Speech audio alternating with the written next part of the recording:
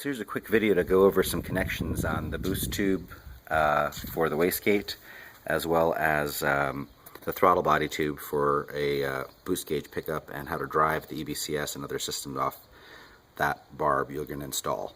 So I take this clamp off, I remove that bolt there, and I take off this hose fitting. Once I have the pipe off, unless you're using water meth, you're not going to need the second hole, but go ahead and drill a NPT hole here and install a barb. Off that barb you can bring a T off of it, and from that T I go in a couple of directions. One of my lines goes over to my wastegate, and another one of my lines goes to another T, which I have for, let's say I go to a tuner shop and I need a boost pickup. I've got a plugged hose that I can just unplug and get a boost pickup. And then I've got a line that goes to my dash that's clearly labeled. And so this actually comes off of one of these T's that has a little restrictor in it, and that helps stabilize the reading on your gauge so you don't get as much of a spiky reading. It's not something you need, but if you find one of those T's with a little restrictor in it, it's an old trick to make the gauge read better. So coming back, primary T that we have here, it's fed off of this. One end goes to the other T, and the other end goes to, well, it's labeled boost here. It says B over here, and the same line has the label for boost. And if we follow that, that goes to the bottom of my EBCS Pro, which is over here, and that's where it says boost, and so that's the bottom side. On the top side, which you can see here, it says top, and that's connected to the top of my wastegate, and that's also labeled wastegate top. So I don't mean to go too fast, but you can back up and try to see this. Here's where the wastegate is situated. It's really hard to shoot, so I'm going to try to see if I can get it from the other side. I don't know if you can see that or not, but there's the boost tube and the wastegate sitting there.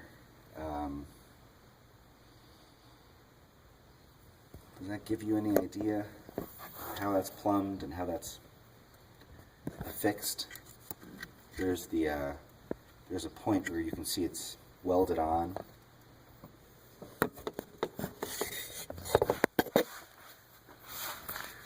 And it sits kind of at an angle just left of the factory location, I should say the original location of the bypass valve on the Vortech boost tube. If you go in, you can see that there's the tube. I've got another hose in front of it, and there's the bung that got welded. You weld that bung, and then there's a hose with two clamps on it that grabs the bottom of the wastegate, and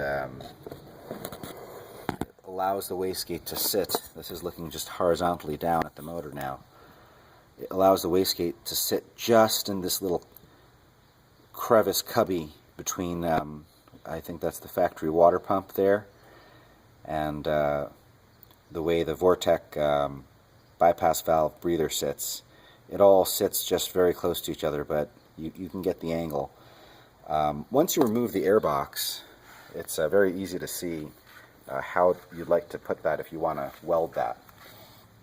So yeah, folks, that covers most of it. You know, I like to grab the boost over here rather than down there. There's some differences in readings that you might get on the right side of the FMIC versus the left side. I like to get as close to the throttle body as I can to get my readings.